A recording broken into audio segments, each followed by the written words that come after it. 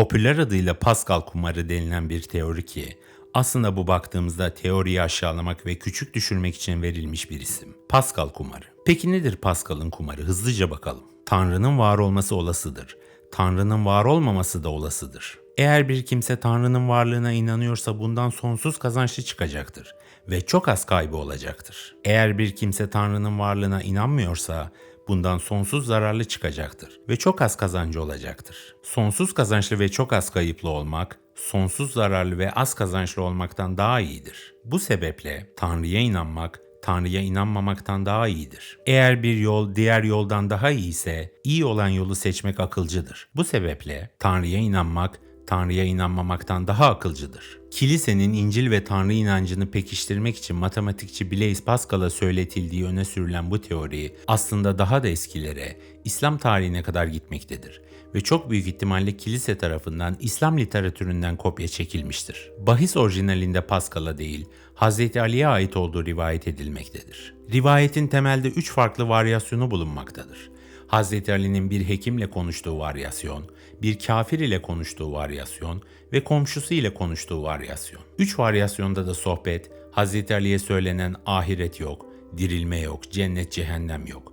Neden inanalım sözüne karşılık Hz. Ali'nin, eğer dediğiniz gibi ise ben bir şey kaybetmem ama benim inandığım gibi ise siz her şeyi kaybedersiniz cevabı ile nitelendirilmektedir. İmam Gazali'nin İhya-u Ulumu'd-Din eserinde rivayetin Ebul Ala el-Mari'ye ait olduğu söylenmiştir. Fakat bu bilgi hiçbir zaman sahih kaynaklar tarafından doğrulanmamıştır. Yani İslam külliyatında güvenilmez, doğruluğu belli olmayan bilgiler sınıfındadır. Çok büyük ihtimalle Hz. Ali böyle bir söz hiçbir zaman söylememiştir. İslam'ın genel ruhuna uymayan bu mantıksal çıkarımın Hz. Ali tarafından söylenmiş olması zaten çok gerçekçi değildir. Neden İslam'a uygun değildir? Çünkü arkadaşlar İslam sanıldığının aksine kabulün değil, iman etmenin esas olduğu bir dindir. Müslüman toplumlar, özellikle bizim Türk toplumu, genel olarak Allah'ın varlığını kabul ettiğimizde, yani inandığımızda, tam manasıyla iman ettiğimizi, yani Müslüman olduğumuzu zannederiz. Ama şahsi olarak ben bu hususta çok da emin değilim. Dinlerin genel yapısına baktığımızda en önce kabulü esas alırlar. Çünkü yönetime sahip olan güçler, dinleri her zaman toplumlar üzerinde egemenlik kurmak için kullanmışlardır. Mesela kılıç zoruyla Müslüman yapmak diye bir tabir vardır. Emeviler seferler yaparlar ve fethettikleri bölgedeki halkı Müslüman yaparlardı. Buradaki belirtilen Müslümanlık tamamen beyana dayalı bir Müslümanlıktı. Kimse kimsenin aklını ve kalbini okuyamayacağı için. Müslümanlığı kabul ediyor musun? Ediyorum abi. Tamam geç mantığı vardı. Ama İslam'ın gerçek özü bu değildi aslında. İman etmek sadece kabul etmekten daha fazlasıydı. Bunun en açık seçik kanıtını aslında yine Kur'an'da bulabiliriz. Hicr suresi 32'den 40'a kadar olan bölümde şeytan ile Allah'ın konuşmasını görebilirsiniz. Eminim ki fark etmişsinizdir ama ben yine de konunun altını çizeyim. Şeytanın Allah'ın varlığı konusunda hiçbir şüphesi yok. Allah'ın varlığını tamamen kabul etmiş durumda. Bizzat konuşuyor zaten. Ama İslam şeytanın imansız bir varlık olduğunu ve ebediyen cehennemde kalacağını bize söylüyor. Ama şeytan Allah'ın varlığını inkar etmiyor ki. Neden imansız olarak kabul ediliyor?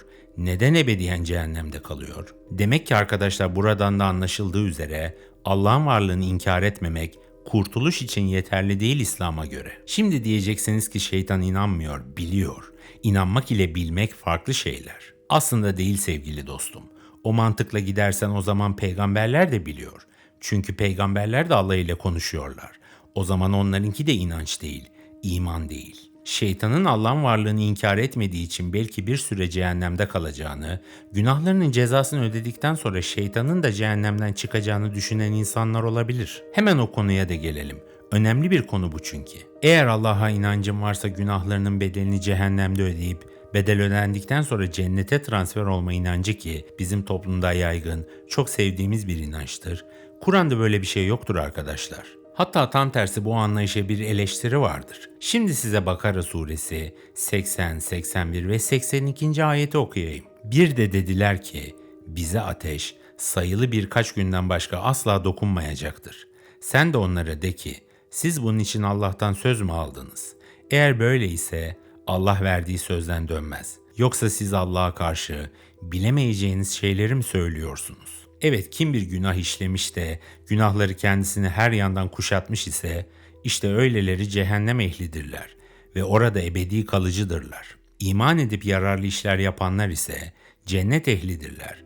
Onlar da orada ebedi kalacaklardır. Peki bu cehennemde belli bir müddet kalma inancı nereden çıktı? Bu inancın ortaya çıkmasına sebep olan hususlar şöyledir. Kalbinde zerre kadar imana sahip olanların cehennemden çıkarılacağına dair var olan hadisler ki günahlarının cezasını çekip çıkacaklar demiyor. Kalbinde zerre kadar imanı olanlar diyor. Burada da iman gerekliliğine olan vurguyu görüyoruz ve Meryem suresinin 71 ve 72. ayetleridir. Ayetler şu şekildedir.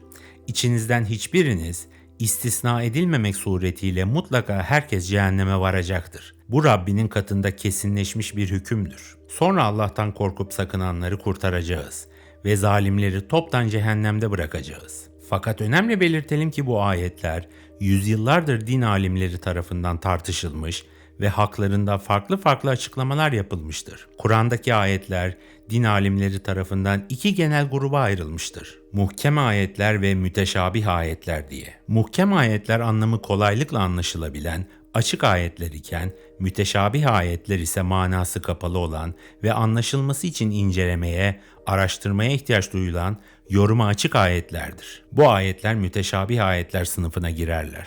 Üstelik ayetlerde net olarak görülebilmektedir ki inananların günahlarının cezasını çekip sonra cennete gideceğine dair hiçbir ifade bulunmamaktadır. Bunun dışında Kur'an'da herhangi bir topluluğun belirli bir süre cehennemde kalıp sonra cennete gideceğine dair hiçbir ayet yoktur. Yani arkadaşlar görüldüğü gibi anlaşılması güç, sıkıntılı, üzerinde çokça düşünüp araştırma yapılması gereken bir konu. İster inanç ile, ister bilmek ile, her ne şekilde olursa olsun Allah'ın varlığını kabul etmek tek başına iman etmek demek olmuyor. Yani ister %50, ister %70, ister %100 oranda kabul edelim, eğer imansız bir insan isek ortada bir problem var demektir. O halde kendimize şunu sormamız lazım. İman etmek nedir? İman etmenin ne olduğunu biliyor muyuz? Şahsi düşüncem bilmediğimiz yönünde.